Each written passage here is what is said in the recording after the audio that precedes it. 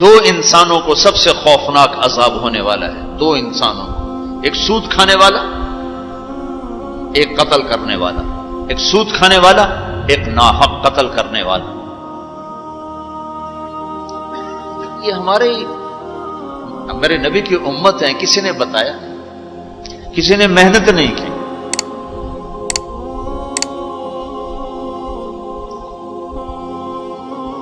آخری حج کا خطبہ آپ نے جو دیا، ہر دفعہ یہاں سے بات شروع کی، تمہارے جان مال ایک دوسرے کے لیے قابل احترام ہے، کسی پہ ہاتھ نہ ڈال۔ میرے نبی نے کبھی زبان سے کسی کو دکھ نہیں پہنچایا، کبھی زبان سے کسی کا نام لے کر اس کو رسوا نہیں کیا۔ زبان کی لگائی ہوئی آگ ہے جو آج سارے بھڑکتی ہوئی دیکھ رہے ہیں۔ تو بھائیو، محبت سے رہنا سیکھو، معاف کرنا، درگزر کرنا سیکھو، اپنے اللہ کے سامنے جھکنا سیکھو۔ جب قومیں زوال کا شکار ہوتی ہیں، کہتی ہیں یہ فلاں کی سازش ہے، جیسے آج کل کہتے ہیں مسلمان، امریکہ کی سازش ہے جی، اصل یہودیوں کی سازش ہے۔ یہ کراچی کے بینکوں میں جو سود پہ پیسہ پڑا ہوا ہے، یہ امریکہ کی سازش ہے، یہودیوں کی سازش۔ جو رات کو شراب چلتی ہے اور مجرے ہوتے ہیں، یہ امریکہ کی سازش، یہ یہودیوں کی سازش۔ نوجوان اولاد ماں باپ کی نافرمان ہیں، یہ کسی دشمن کی سازش۔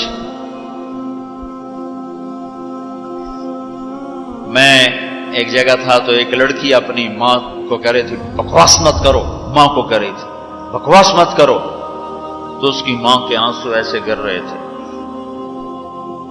یہ امریکہ کی سازش۔ اور میرے نبی نے سے پوچھا کہ یا رسول اللہ قیامت کب آئے گی؟ آپ نے فرمایا اللہ کو پتہ ہے کب آئے گی۔ کا کوئی نشانی؟ کہ جب ماؤں کو ذلیل کیا جائے گا تو قیامت آ جائے گی۔ ہمارے زوال کے اسباب باہر سے نہیں ہیں، ہمارے اندر سے ہیں۔ کتنی بڑی لعنت ہے جھوٹ۔ آپ نے فرمایا جب کوئی جھوٹ بولتا ہے تو 3 میل تک اس کی بدبو سے فرشتے بھاگ جاتے، 3 میل تک فرشتے بھاگ جاتے۔ تو پھر پاکستان کا کون سا بازار ہے جس میں کوئی رحمت کا فرشتہ آئے گا؟ کہ ہر دکاندار جھوٹ بول رہا ہے، ہر بڑا چھوٹا تاجر جھوٹ بول رہا ہے، ہر سیاستدان جھوٹ بول رہا ہے۔ ہر سے مراد ہے 100 میں 99 نہیں، 1 لاکھ میں 99,999، کوئی 1 لاکھ میں شاید ایک کوئی سچا مل جائے۔ اور جس قوم میں جھوٹ اور ظلم اور خیانت پھیل جائے، وہ قوم تباہ ہو جاتی۔ ان کو کسی دشمن کی ضرورت نہیں ہے، وہ اپنے دشمن خود ہیں۔ جسے نشہ کرنے والے کا کوئی دشمن نہیں، وہ اپنی ذات کا دشمن خود ہے۔ تو ہم اوروں کو الزام نہ دیں کہ یہودیوں نے سازش کر دی اور عیسائیوں نے کر دی اور امریکہ نے کر دی۔ ہم نے کچھ اسپین سے آخری ملک تھا یورپ کے سفر میں، اسپین، تو قدم قدم پہ میں رویا، قدم قدم پہ میں رویا کہ کس طرح مسلمان آپس کی لڑائی میں ختم ہو کے رہ گئے۔ کہ پاکستان اسپین میرے سامنے یوں آتے تھے، یوں آتے تھے ایسے۔ اسپین کی تاریخ، پاکستان کے حالات، اسپین کی تاریخ، پاکستان کے حالات، اسپین کے مسلمانوں کی آپس کی لڑائیاں، پاکستان کے حالات، آپس میں قتل و غارت، پھر پاکستان کے حالات۔ تو اللہ تعالیٰ نے اس طرح ان کو مٹا دیا اسپین سے کہ ایک کلمہ پڑھنے والا باقی نہ بچا۔ مسجد قرطبہ جیسا شاہکار بیچ اس کے گرجا بنا ہوا ہے، صلیبیں لٹکی ہوئی ہیں، بت پڑے ہوئے ہیں، نماز منع ہے، بورڈ لگا ہوا ہے۔ تو میں وہاں محراب کے قریب جا کے کھڑا ہو گیا اور تصور میں دیکھنے لگا کہ یہ وہ جگہ ہے، تاریخ سے سبق نہ لینا بھی بڑا اندھیر پن ہے۔ یہ وہ جگہ ہے جہاں یحییٰ بن یحییٰ اندلسی کے درس ہوتے تھے، علامہ قرطبی کی تفسیر چلتی تھی، ابن عربی کے تصوف کے نکات کھولے جاتے تھے، ابن حزم کے فقہی مقالات سنائے جاتے تھے، بقی ابن مخلد جیسی شخصیات یہاں بیٹھ کے قال اللہ قال رسول کہتے۔ ننگی عورتیں پھر رہی ہیں نکریں پہنی ہوئی، وہ تو ایک ان کے لیے تفریح کی جگہ بنی۔ میں تو آنکھوں سے بھی رو رہا تھا اور دل سے بھی رو رہا تھا، اور زیادہ رونا اس پہ آ رہا تھا کہ اپنا ملک دیکھ رہا تھا کہ آج میرے ملک کے لوگوں کو ہوش نہیں ہے، وہ کیا کر رہے ہیں۔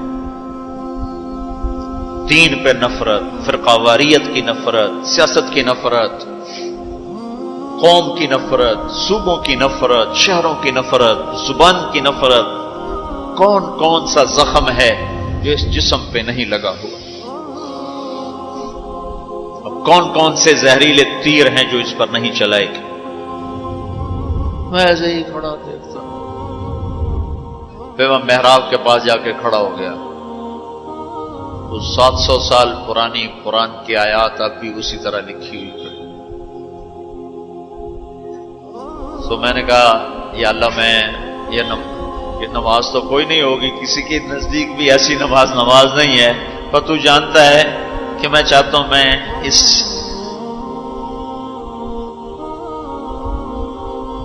ارے میرے بھائیو، آپس کی نفرتیں مٹا دو اللہ کے واسطے، اپنی جان کے دشمن نہ بنو، معاف کرنا سیکھو، درگزر کرنا سیکھو، فرقہ واریت کی باتیں کرنا چھوڑو، تقریریں سننا چھوڑو۔ تاریخ میری کمزوری رہی ہے، میں بچپن سے تاریخ پڑھتا آ رہا ہوں، یہ تبلیغ میں لگنے سے پہلے ہی ذوق تھا تاریخ پڑھنا۔ جب تبلیغ میں لگے تو مدرسے میں آ گیا تو اور پڑھنے کا لگ گیا، پھر کچھ اللہ تعالیٰ نے یاد اچھی دے دی تو جو چیز پڑھی وہ یاد رہے گی، وہ سارا تسلسل، اور میں تو ایسے بس ڈوبتا ابھرتا رہا کہ یا اللہ آج میں یہاں اس دھرتی پہ سجدہ نہیں کر سکتا جہاں 700 سال جن اینٹوں نے سجدے کے لمس محسوس کیے، جن اینٹوں نے تیرے لاکھوں کروڑوں پیاروں کے آنسو جذب کیے، جن در و دیوار نے تیرے ہزاروں محبوب لوگوں کے واز و ارشاد سنے، جن کونوں میں تجھے یاد کرنے والے ہزاروں لاکھوں کروڑوں انہیں روشن کرتے کرتے کرتے آج اسی زمین کے نیچے سوئے ہوئے ہیں، قرطبہ کے قبرستان پہ شہر بنا ہوا ہے، نہ کسی بادشاہ کی قبر باقی ہے اور نہ کسی بڑے کی نہ کسی چھوٹے کی۔ میں یہاں نماز پڑھتا ہوں، میری نماز قبول کر لے۔ میں نے اشاروں میں نماز پڑھی، اللہ اکبر، پھر ثنا، پھر سجدہ، پھر رکوع، پھر سجدہ، اللہ اتنا کو کیا ہے، رکوع سجدہ اتنا کر کے تاکہ کسی کو، چونکہ جو داڑھی والا اندر آتا نا تو اس کے پیچھے سیکورٹی لگ جاتی کہ کہیں کسی کونے میں چھپ کے نماز نہ پڑھ لے، تو ایک سیکورٹی والا ہمارے پیچھے کر رہا تھا۔ چلو یا اللہ میں بھی ان میں ہو جاؤں جنہوں نے اس مسجد میں نماز پڑھی تھی۔ اور میرا پاکستان اس دور سے گزر رہا ہے، نہ عوام کو ہوش ہے نہ خواص کو ہوش کہ کیا ہو رہا ہے۔ شاید اللہ تعالیٰ کسی کی فریاد پر آنکھیں کھول دے کسی کی۔ تو بھائیو، محبت سیکھو، درگزر سیکھو۔ اس تبلیغ سے خوبصورت محنت، سارے دین کی محنتیں حق ہیں جس سے خیر پھیل رہی ہو، جس سے لوگوں کو نفع پھیل رہا ہو، لیکن میرے بھائیو دنیا بھی پھری ہے، تاریخ بھی پڑھی ہے، وہ کچھ اللہ تعالیٰ نے موقع دیا، بہت زیادہ سمراج یہ نہیں کہ میں کوئی کتابوں کے انبار لگا دی، اپنی حیثیت کے مطابق میں آپ کو اندر کے یقین کے ساتھ کہتا ہوں کہ پہلے 300 سال کا تو کوئی مقابلہ نہیں، پہلے 300 سال کو چھوڑ کر ان 1100 سال میں تبلیغ جیسا کام کبھی نہیں ہوا۔ میں تمہارے سامنے ہاتھ جوڑتا ہوں، تبلیغ میں وقت دو۔ اگر اپنے اللہ سے تعلق بنانا ہے، اگر لوگوں کو اللہ کی طرف پھیرنا ہے تو تبلیغ میں جاؤ۔ بہت بڑا مجمع آیا ہوا ہے، صرف ہر مہینے 3 دن کی نیت کر لو کہ ہر مہینے 3 دن لگانے ہیں۔ کرو گے نیت؟ کرتے ہو نیت؟ ہر مہینے 3 دن لگانے شروع کرو۔ تمہاری زندگی میں تبدیلی آ جائے گی. 6 بر اعظم کے انسانوں تک پیغام پہنچ رہا ہو، ہر زبان کے لوگوں کو ہدایت مل رہی ہو، ہر طبقے کو ہدایت مل رہی ہو. جب طوائفوں کی طرف ذہن گئے، ان کا خسروں کو بھی تو لینا چاہیے، وہ بھی تو نبی کی امت، ان کے پاس پہنچ گئے. تو ہمارے علاقے کا سب سے بڑا